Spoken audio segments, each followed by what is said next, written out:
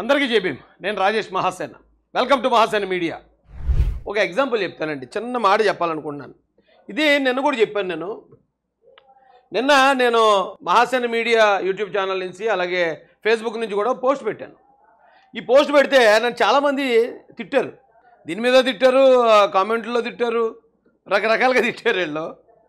అయితే నేను ఏం రాశాను, తిరుమల లడ్డు ప్రసాదం విషయంలో జగన్పై దేశవ్యాప్తంగా అన్ని కుల మతాల్లోనూ తీవ్ర వ్యతిరేకత వచ్చింది. అందరూ ముక్తకంఠంతో జగన్ చేసిన పనిని ఖండించారు.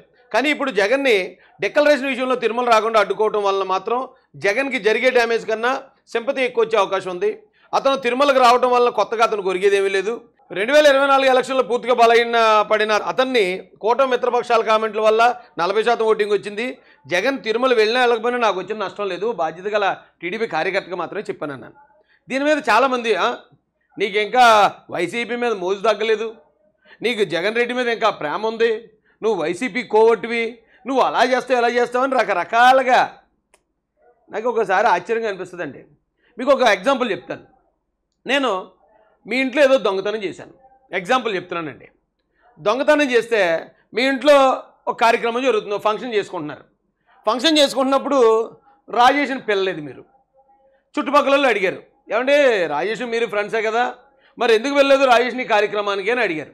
అడిగితే మీరు ఏం చెప్పాలి, అది నా ఇంట్లో దొంగతనం చేశాడు కాబట్టి నేను పిల్లలేదు అనాలి. అప్పుడు ఆ చుట్టుపక్కల ఉన్న వాళ్ళు ఏమనుకుంటారా, అలా చేశాడా అయితే రానివ్వకూడదని బాబు, అలాంటి మా ఇంట్లో కూడా మేము రానివ్వండి అంటారు. ఆ చుట్టుపక్కల ఎస్సీలు ఉండొచ్చు, క్రిస్టియన్లు ఉండొచ్చు, హిందువులు ఉండొచ్చు, అందరూ కూడా మీకు సపోర్ట్ చేస్తారు.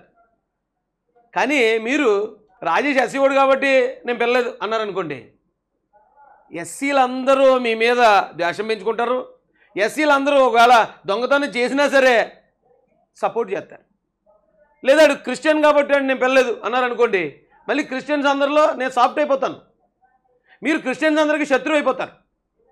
మీరు చెప్పాల్సింది ఏంటి, నేను చేసిన తప్పేంటో చెప్పాలి. ఇక్కడ ఈ జగన్మోహన్ రెడ్డి అనే వ్యక్తి తిరుమల తిరుపతి దేవస్థానం రావడానికి అర్హుడు కాదు. ఎందుకు కాదు, అతను ఎంతో పవిత్రంగా హిందువులందరూ ఆచరించే లడ్డూ ప్రసాదాన్ని కల్తీ చేశాడు.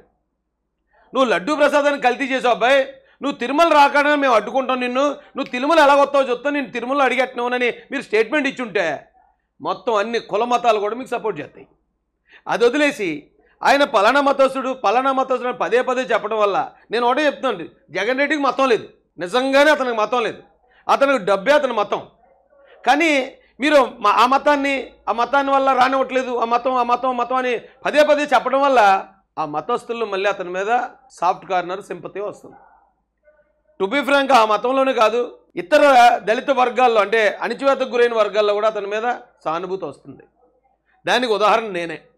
ఎందుకంటే నాకే సింపతి వచ్చింది అతని మీద. ఫస్ట్ టైం నన్ను ఎంత ఎరా చేశాడు అంత ఎరా చేశాడు అతను.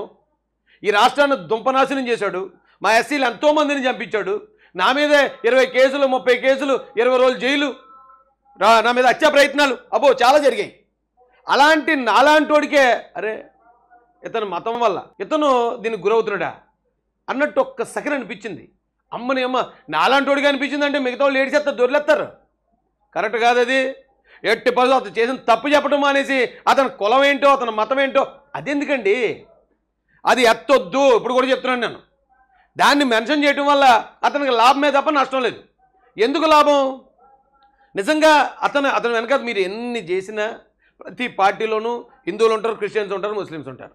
ఏ పార్టీలోనూ పూర్తిగా ఒక కులం ఒక మతం వాళ్ళు అనేది ఉండరు.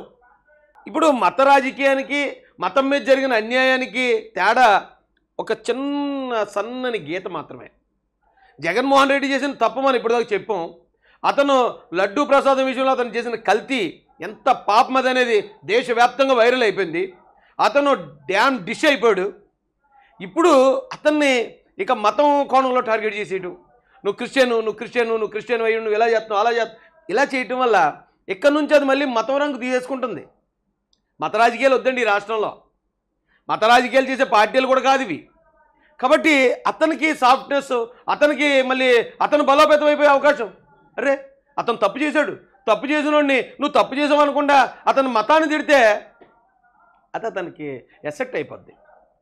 ఈ కారణంతోనే నేను పెట్టాను. నేను చాలామంది నన్ను నువ్వు పార్టీ లైన్ దాటి వెళ్ళిపోతావు, పార్టీకి వ్యతిరేకంగా మాట్లాడుతూ చాలామంది అంటారు. అయితే మీకు ఒక చిన్న మాట చెప్పి మెయిన్ మ్యాటర్లోకి వెళ్తానండి. నేను తెలుగుదేశం పార్టీలో చేరిన దగ్గర నుంచి ఈ రోజు దాకా నేను ఎప్పుడూ పలానా పదవి కావాలని కానీ పలానా పొజిషన్ కావాలని కానీ నాకు ఈ ప్రోటోకాల్ ఉండాలని కానీ ఎప్పుడు ఎవరిని కోరింది లేదు, నేను ఆశించింది లేదు. చంద్రబాబు నాయుడు గారు నాకు ఇచ్చిన టికెట్ నా అదృష్టం కొలిది వచ్చిందని నేను భావించాను. కానీ చంద్రబాబు నాయుడు గారు నేను చేసిన పనిని బట్టి నాకు ఇచ్చిన ఫలితం అది. నా టాలెంట్ని గుర్తించి ఆయన ఇచ్చారు ఫస్ట్ లిస్ట్లో. కానీ పార్టీకి ఇబ్బంది వస్తుంది అన్నప్పుడు నేను టికెట్ నాకు నేను వదులుకున్నాను. మీకు ఒక ఎగ్జాంపుల్ చెప్తానండి. చాలామంది ఎంతో సీనియర్లు పార్టీలో ఉన్న ఎన్నో సంవత్సరాల నుంచి ఉంటూ ఆల్రెడీ ఎమ్మెల్యేలుగా మంత్రులుగా చేసిన వాళ్ళు కూడా టికెట్ ఇవ్వని కారణంగా పార్టీ వదిలిపోయిన వాళ్ళు ఉన్నారు. ఉదాహరణకి మా గొల్లపల్లి సూర్యారావు గారు టికెట్ రాని కారణంగా చంద్రబాబు నాయుడు గారిని లోకేష్ గారిని బండ బూతులు తిట్టించిన వాళ్ళు ఉన్నారు. టికెట్ రాని కారణంగా ధర్నాలు నిరసనలు దిష్టిబొమ్మ దగ్ధాలు చేసిన వాళ్ళు ఉన్నారు. కానీ నేను చేయలేదండి. ఎందుకంటే పార్టీ అంటే నాకు గౌరవం. చంద్రబాబు నాయుడు గారన్నా లోకేష్ గారన్నా నాకు అపరిమితమైన గౌరవం. కాబట్టి నేను ఆ పనులు ఎప్పుడు చేయలేదు. ఇంకా ఇంకొక అడుగు ముందుకేయాలంటే కొద్దిమంది నాయకులు ఎమ్మెల్యేలు అయిన తర్వాత కూడా మాకు పలానా పదవి ఇవ్వలేదు, ఇంకా మాకు మంత్రి పదవులు రాలేదు, మాకు ఇంకో పదవి రాలేదని పార్టీని ఇప్పటికీ కూడా సూటిపోటు మాటలు అంటున్న వాళ్ళు చాలామంది ఉన్నారు. మేము ఎంత కష్టపడ్డామో ఏం చేసామో పెద్దలకి తెలుసు, రాష్ట్రానికి తెలుసు. కానీ ఏ రోజు మేము ఆశించలేదు. పార్టీకి ఎప్పుడు కట్టుబడి ఉన్నటువంటి అదే కదా. పార్టీ మనకు మేలు చేసినా మేలు చేయకపోయినా పార్టీ లైన్ దాటకుండా పార్టీకి క్రమశిక్షణగా పనిచేయడం, పార్టీ గెలుపు కోసం పనిచేయడం, ఇంకా అంతకన్నా ఏం దొరుకుతారండి? జీతం లేని పనులాగా ఎక్కడ దొరుకుతారు అలాగా? అలాంటి మమ్మల్ని నువ్వు పార్టీకి వ్యతిరేకంగా వెళ్తావు, పార్టీకి ఇలా చేస్తున్నావు. నేను ఏదో మీటింగ్ పెట్టాను అన్నాను కాకినాడలో. ఆ మీటింగ్ దేనికోసం అండి? ఒక వర్గం వాదన ఇప్పటి వరకు సమాజం విన్నది, మరో వర్గం వాదన కూడా ప్రభుత్వం దృష్టికి, చంద్రబాబు నాయుడు గారి దృష్టికి, రేవంత్ రెడ్డి గారి దృష్టికి, నరేంద్ర మోడీ గారి దృష్టికి తీసుకెళ్లాలనేది. ఒకవేళ నిజంగా గవర్నమెంట్ వ్యతిరేకంగా చేస్తే నిరసనలు ధర్నాలు చేస్తారండి, సమావేశాలు పెట్టుకోరు. ఆ సమావేశం కూడా ప్రభుత్వం దృష్టికి వేరే వర్గం వాదన తీసుకెళ్ళాలి. తెలుగుదేశం పార్టీ వేరే వర్గానికి శత్రువు అవ్వకూడదు. ఎందుకంటే చంద్రబాబు నాయుడు గారు ఆలోచిస్తే ఎటువైపు న్యాయం ఉంటే అటువైపు మాడతారు. ఆయన కరెక్ట్గా న్యాయం తీరుస్తాడు ఆయన. ఆ ఉద్దేశంతో చేయటం తప్ప నన్ను విమర్శించడం దయచేసి ఇది నేను వైసీపీ వాళ్ళని ఇంకొకళ్ళని అంటలేదండి. ఎందుకంటే వైసీపీ వాళ్ళు నన్ను ఎంత విమర్శించినా ఎవరు నమ్మరు. కానీ పార్టీలో ఉన్న కొద్దిమంది ఇక్కడికి వచ్చి కామెంట్లు పెట్టడం, నువ్వు అలా చేస్తున్నావు ఎలా చేస్తున్నావు, నా మీద దుష్ప్రచారం, మీరు ఎంతనా బదనాం చేయండి, ఎంతనా బుర్ర చల్లండి నా మీద, కానీ వాస్తవాలు కూడా అర్థం చేసుకోండి.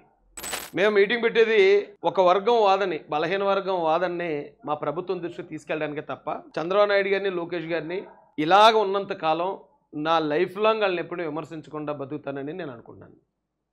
ఏమో ఎప్పుడైనా మళ్ళీ తర్వాత ఏమన్నా పరిణామాలు, తీవ్రమైన పరిణామాలు, లేకపోతే ఇగో ఇప్పుడు రఘురామరాజు గారు లాంటి వాళ్ళు వెళ్ళి ఓ 10 మందిని దళితులను చంపేసినా మాట్లాడకుండా ఉంటే ఒకవేళ పార్టీని ఏమైనా నివేదించాలేమో తప్ప వాళ్ళ దగ్గర నుంచి నేనేమి కోరుకోలేదు ఇప్పటి వరకు. వాళ్ళు చల్లగా ఉంటే రాష్ట్రం చల్లగా ఉంటుంది. ఎప్పుడు వాళ్ళకి వ్యతిరేకంగా వెళ్ళే ఆలోచన కూడా నాకు లేదు. దయచేసి కొద్దిమంది అది క్రియేట్ చేసే ప్రయత్నం చేస్తున్నారు. అలాంటి ప్రయత్నం మానేయండి. ఎందుకంటే తెలుగుదేశం పార్టీ అంటే అన్ని రకాల పక్షులకి నీడనిచ్చే చెట్టు లాంటిది. అక్కడ కాపులకి ప్రాధాన్యత ఉంటుంది, కమ్మలకు ప్రాధాన్యత ఉంటుంది, రెడ్లకి ప్రాధాన్యత ఉంటుంది, ఎస్సీలకు ప్రాధాన్యత ఉంటుంది, ముఖ్యంగా మాదిగలకు ప్రాధాన్యత, మాలల ఎవరి ప్రాధాన్యతలు వాళ్ళకు ఉంటాయండి. ఎవరికి ఇచ్చే అవకాశాలు, ఎవరి అర్హతలను బట్టి వాళ్ళకి ఇచ్చే అవకాశాలు చంద్రబాబు నాయుడు గారు ఇస్తారు. ఇచ్చినప్పుడు ఒక వర్గం వాదన 30 సంవత్సరాల నుంచి వినిపిస్తున్నారు మందకృష్ణ గారు. రెండో వర్గంలో కూడా ఉన్న వాదన, రెండో వర్గంలో ఉన్న కష్టాలను కూడా బయట ప్రపంచానికి తెలియజేయాలి, రాజకీయ పార్టీలు పెద్దలకు తెలియజేయాలనే ప్రయత్నమే తప్ప ఇందులో మరో కోణం లేదండి. దయచేసి అందరూ అర్థం చేసుకోవాల్సిందిగా రిక్వెస్ట్ చేస్తూ సపోర్ట్ చేస్తాను. మీ అందరూ కూడా హృదయపూర్వక ధన్యవాదాలు చేస్తున్నాను. జై భీమ్, జై భారత్, జై జై మహాసేన, జై తెలుగుదేశం, జై చంద్రబాబు, జై జై లోకేష్ అన్న.